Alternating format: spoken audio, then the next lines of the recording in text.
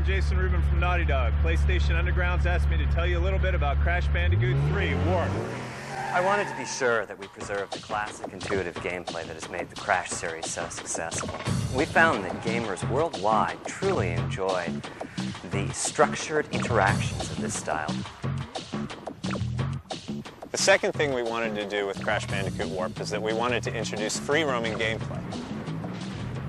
To add excitement, we've created some radically new styles of levels.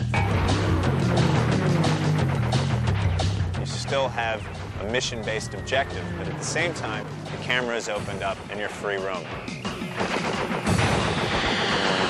In addition, we wanted to broaden the replay value of the game so that players got more for their money. They got more bang for the buck. We added a time trial mode, but now they can race against the clock. They can compete against their friends, their brothers, their sisters, and they can put up scores with their names in it to show exactly how well they've done.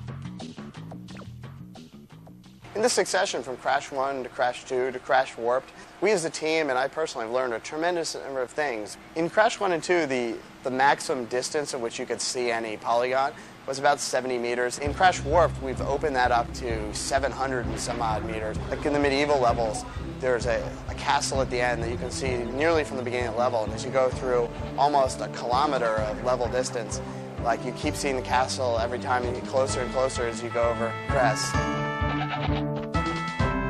Because we've been able to achieve things that just haven't been seen before on the PlayStation. One of the accomplishments that we did in Crash Bandicoot Cortex Strikes Back is we had Crash be able to wade into water and to subdivide perfectly in the water, which is something that had really not been seen before on the PlayStation. And at first, there was some debate whether it was feasible. Now we've gone another step in Crash Bandicoot Warped, where we have entire rounds where everything is floating in the water. We have environment mapping against waves, and the waves are moving in a very realistic ocean pattern, but you can see the reflections of the world in the waves, which gives a very, very realistic effect. I think most people, including ourselves, until this project, thought it was not possible to pull off that many things, that much subdivision in a level, that you just would not have the speed to do something like that. I think the way we pulled it off was with perseverance and with trying things and just keep working at it and working at it and working at it until we were able to get within the frame rate that we wanted. We've learned a tremendous amount about gameplay. Making a new mechanic and trying to make it play well and work with Jason's animation for the character, because it all has to integrate together. Crash is like driving along on the motorcycle, and he turns, he's got to bring the motorcycle down, put his knee on the ground like the way a real motorcycle rider does. And so there's a real interaction between the gameplay programming, controlling the feel of that motorcycle, and the animation. And that's probably one of the most important programming things. If the game doesn't feel good, it's clunky, and it's not fun. When we approach a level, this is an example, this is Arabian level M. It's basically somewhere about 2/3 of the way into the game.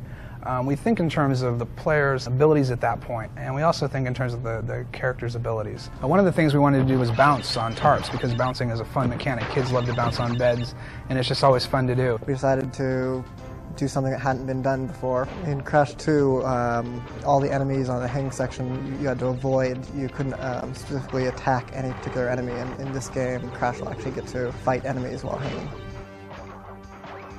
Our biggest challenge has been how to add more depth and excitement. I've always been proud of how Crash's moves need to be used in combination. The new moves, of course, are great. Well, we've got a bunch of power-ups that you gain across the game as you play. And what's really nice about that is basically the character grows as you're playing. Crash Warped has combinations like the slide, double jump, death tornado, which add greatly to the depth of the gameplay. At first, they'll just jump on an enemy, but after they get good at the combo, now they'll slide, jump, jump, and hover and come down on them at a much more aggressive style. The deaths are an important part of this game. As we learned in 2, is that people, if they die and there's something funny that happens at the end of it, it sort of softens the blow of taking a hit. We have the game designers come up with their wacky ideas of what we should do, and we have the artists coming up with their additions of what would look cool with that idea or what would be best suited for that idea. Well, we start out with just a rough vignettes just to get the feel of which direction we should go. And then once we see that we're in the right environment, then we go straight to the line art. And the line art is a more finished artwork that leads eventually to being a color key, which has the actual palette of that level. So that way we can take different elements of the warped background and go to the computer and start modeling and start making textures and start applying lighting and coloring and things like that. Or I can also do a lot of palette shifts. And if, for example, I can take the daytime and I can make a nighttime version of it rather quickly. There have been a lot of really proud moments for Naughty Dog in the Crash series, but I think maybe the proudest moment has been seeing the culmination of technical achievements and artistic achievements that came together with some of our water levels in Crash Bandicoot Warped. Our ocean level is just beautiful. I think we have a gameplay style that is truly new and truly unique. And I think that it's extremely fun, and on top of that, technically, it's an extremely hard achievement. Well, you've crashed a few parties before, but I never expected you to make it this far. Now, I have to lay down a challenge to the PlayStation Underground viewers. I've heard that you're some of the best video game players, some of the best PlayStation players out there. And I want to see if that's actually true.